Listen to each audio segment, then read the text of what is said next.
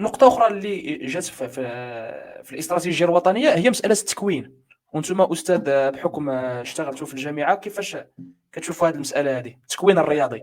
شوف، التكوين كاين مجهودات كبيره بكل صدق، كاين مجهودات، ولكن احنا ناقصين خبراء. هذا هو مثلا مكتب الشريف للفوسفات اليوم تيبذل واحد المجهود كبير يعني في التكوين مثلا ديال الاكاديميات ديال كره القدم ديال الفروق الاحترافيه. راه كاين بالنسبه لي انا بون، ولكن nous avons un manque d'expérience, nous avons une insuffisance de compétences à ce niveau-là. Nous avons donc التكوين تيبقى شعار وشعار اساسي، ولكن البلوره ديالو في ارض الواقع هذا هو الاشكال. نعطي يمكن ندخلوا لادق التفاصيل ونعطيك يعني نعطيك امثله. راه ماشي لانني انا كنت لاعب قديم مثلا غنولي انا مدرب وديال الفئات الصغرى، راه يستحيل هذه القضيه هذه.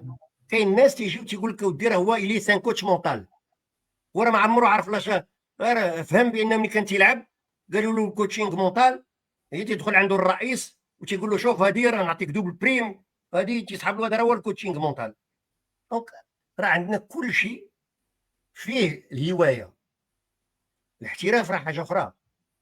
الاحتراف راه خصنا ناس مكونين تيعرفوا يقراو، عرفوا يكتبوا، وعندهم ضلوع في يعني في المسائل ديال التكوين، لان التكوين هو بيداغوجيه، التكوين هو ديداكتيك، التكوين هو مناهج، التكوين هي ممارسه، سي اون اكtualisation.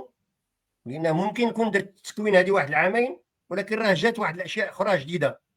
دونك هذا التكوين خص ان ديسبوزيتيف. جميع الرياضات خص ان ديسبوزيتيف على الاقل. ممكن نقولوا بانه في 20 الرياضات الاولانيه اللي عندها اكثر شعبيه في المغرب نديروا فيها واحد الديسبوزيتيف ديال التكوين، ونكونوا المكونين ونشوفوا كيفاش غنزيدوا للامام في هذه المساله هذه. اما التكوين كشعار راه ممتاز رائع، انما كيفاش غنطبقوه سا سي اوتر شوز. تنرجع دائما لواحد النقطه اساسيه، باش دير التكوين ودير هذا الشيء كله اللي تكلمنا عليه خاص واحد المؤسسه نسميوها اجونس ناسيونال دو ديفلوبمون دو سبور، ولا نسميوها لو او كوميساريا دو ديفلوبمون دو سبور، سميها كيف ما بغيتي انا ما عنديش مشكل. ولكن المؤسسه اللي غتكون كتقود يعني هي ان بيلوتاج ديال لا شوز سبورتيف في المغرب ضروريه منها. وتعطلنا، انا بالنسبه لي تعطلنا كثير في هذه المؤسسه. كنا وزاره، حيدنا الوزاره رديناها مديريه، وداخل وزاره التربيه الوطنيه اليوم كاين 3 المديريات. ها الارتقاء بها ما نعرف بهاش، ها هي مديريه الرياضه، ها nous sommes trop dispersés. Je pense que on crée des postes comme ça في اعتقادي اللي ما عندهمش مردوديه على ارض الواقع. نعم. ولكن في هذه النقطة أستاذي ديال التكوين، بالمقارنة مع قبل كنلاحظوا راه كاين شوية ديال التحسن. دابا ولاو عندنا معاهد ديال علوم الرياضة، كاين في سطات، في فاس، معهد مهن الرياضة في قنيطرة. يعني كاين تحسن، كاين مجهودات، ولكن التحسن خاصة بارابور كوا؟ واش بارابور لوبجيكتيف ولا بارابور لو باسي؟ هذا هو الا كان عندك لي زوبجيكتيف كلير واضحين نقدروا نعرفوا واش كاين تحسن بارابور لوبجيكتيف. انا نعطيك مثال.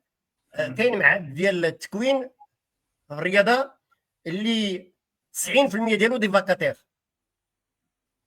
واش ممكن تمشي مؤسسه ب 90% دي فاكاتير؟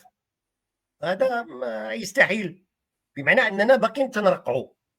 سي سا مجهود، الدوله راه كدير مجهود كبير، ولكن هذوك الناس اللي غيسيروا يواكبوا في ارض الواقع راه هو اللي كيطرح المشكل. بالنسبه لي انا ان الدوله تخلق واحد المؤسسه، ولكن ملي كتخلق المؤسسه خاص اللي كيسير المؤسسه يدابز باش يكون عنده مناصب ماليه، باش يكون عنده واحد التصور كيفاش غيكون هذا المعهد حاليا مستقبلا الى اخره. هذا هو العمل الحقيقي يعني في الميدان. اما سي فري يا دي زيفور، حتى شي واحد ما يقدر ينكر بانه لي زيفور سون لا، مي اسكو لي زيفور اون بو امباكتي l'environnement sociétal؟ هذا هو السؤال الذي يطرح. نعم.